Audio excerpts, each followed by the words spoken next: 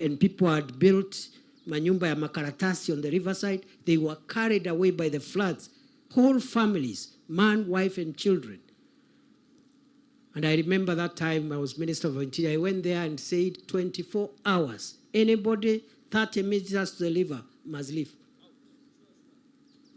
Watu wengine hapa washenzi wakaanza kusema sijui anafukuza watu wetu kwa mto. Kwani kuna kabila inaishi kwa mto? Is there a tribe that lives at the river? No. See, those are Kenyans. Those are Kenyans. There is no tribe that lives at the river. Those are Kenyans, and they are just poor. So what we did, we gave them a small grant for 3 months because those structures were not even their own. They were renting them from some slum landlords. So we gave them 3 months relocation grant, cleared those structures, and then we said all those who were affected by that policy move, the affordable and social housing we are building in Mukuru, in Kibera, they be given the first priority so that they can have a decent home. So in the process of bold and courageous policy, we have been able to reduce the slums in Nairobi. Someone who was living on the riverside in a carton house has now access to a small studio in Mukuru, in Kibera, with electricity, with cooking gas, with internet. Ni 2 terms, si 2 terms. Ni 2 terms, si 2 terms. But if we had listened to these naysayers, we would not have done that measure. Simulituona kwa muto pale. Paka nikaita rais hapo, nikamwambia watu rais watoke. 24 hours watoke kwa muto. Wasipotoka tutawatoa. But they were very cooperative walitoka. And today I'm a very proud person, a very proud Kenya, when I see some of those families now have started benefiting from the social housing programs so that we reduce slums and transform our country as we move towards modernity. Some of these, our competitors here, who talk about Malaysia, Singapore, I don't know how we were together in 1963 and now they are far. They don't know this policy measures that Singapore, Malaysia, South Korea took in 1963. They are the ones we are taking today. So our problem, we were late. We were late. We are doing it 60 years. What Singapore and Malaysia did in 1963, we are doing it in 2023, 60 years later. But as they say, better late than never. Isn't it? Yes. They don't even know, our competitors don't know, the reason Singapore, one of the reasons Singapore is ranked #1 in the Human Development Index of the World Bank. They don't know the reason. One factor that pushes Singapore to the top of the world in terms of human development is because 99% of the citizens of Singapore live in quality houses. Because a house is an asset. So if you have many citizens with good dwellings, even if they are not the big ones, they have small houses but decent, that asset is value to the country, isn't it? And every person, so tunatoa slums, you have more people with decent housing, both in urban areas, in rural areas. That is what will push Kenya. And the Human Development Index, Kenya will move upwards. Wait and see. 5-10 years from today, Kenya is going to shoot because of the affordable housing program we are doing here, and some people cannot associate it with the growth and the prosperity of our country. So, noma si noma. Fire si fire. So, I don't have time to talk about social health, what we are doing around social health. I am so proud. We had a discriminatory NHIF scheme. NHIF, you could not be a member, you could not have a health cover, health insurance, if you are not employed or if you don't have a business that gives you monthly income. They could not allow. SHA, we are saying, let everybody register. Those with money, those without money.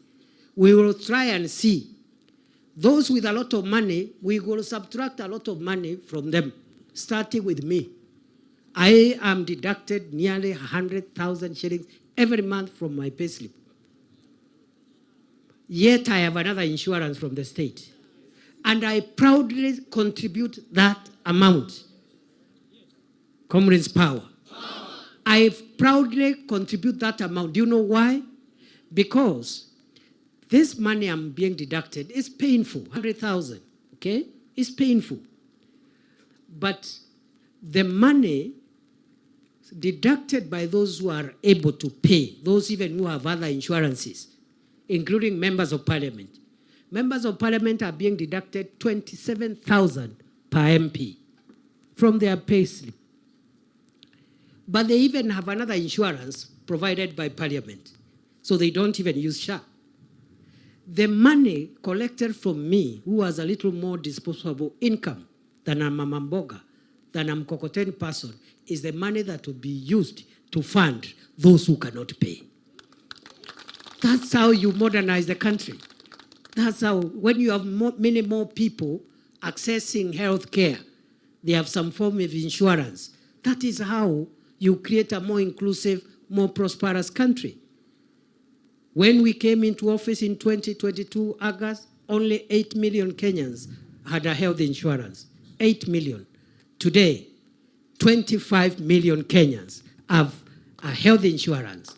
And I am persuaded, in another 2 years or less, we will move this number from the current 25 million to 40 million, and in another extra 1 year ahead, we will push this number from where it is now, 25 million to 55 million. Every Kenyan should have a medical card.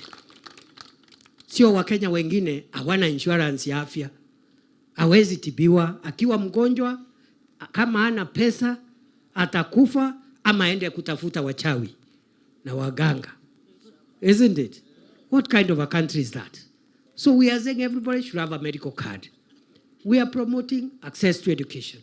We are expanding job opportunities. Let the other team of our competitors also come and tell us if William Ruto has brought SHA, we will remove it and then we'll leave Kenyans without medical insurance. They can go and die. Watuambie kama hiyo ndio policy yao. Look at electrification. Right now,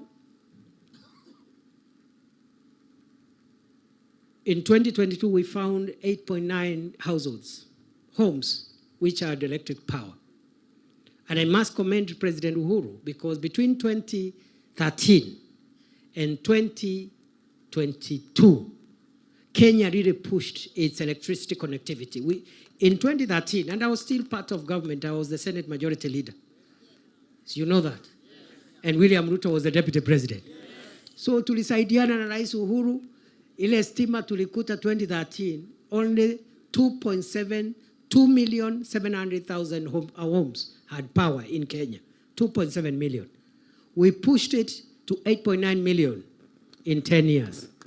We found it at 8.9. Now today it is 10.5 million homes. The number of homes in Kenya is 15 million, 0.5. So we are left with 4 million households to achieve universal electricity connectivity for all homes in Kenya. And therefore, it is possible in the next 3 years or so, every home in Kenya, even if it's a mud house or a grass house or whatever, must have power. Then we talk about the house after that. That's how you create a modern country. If you have every home with power, every citizen with a medical insurance fund, a good education system, and so forth, that's how you create a modern country. So, wacha niachie hapo. Unajua mimi zamani nilikuwa professor, so nilikuwa nimezoea hii maneno ya namna hii. But I'm very happy to reconnect with you guys. I have really enjoyed myself, and I want to request you allow, because today I just wanted to have this contact, we will have a more structured meeting which is more engaging, like a town hall. We can get a town hall setting because you are intellectuals. You also have good ideas. You have a lot of suggestions. Every brain here has something they can say about what we can do to give Kenya a new lease of life, isn't it? So we will have another town hall kind of setting with a little more time. But I just wanted to assure you that this government, where I serve as deputy president, is not an enemy of young people.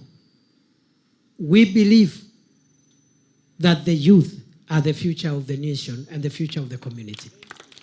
We believe the best we can do is to expand our job opportunities, income generating opportunities. And we have all manner of things. I never even had time to talk about the digital jobs we are creating through ICT hubs, and also the affordable housing itself has created 300,000 jobs, because in every housing project, forget about the house now, there are jobs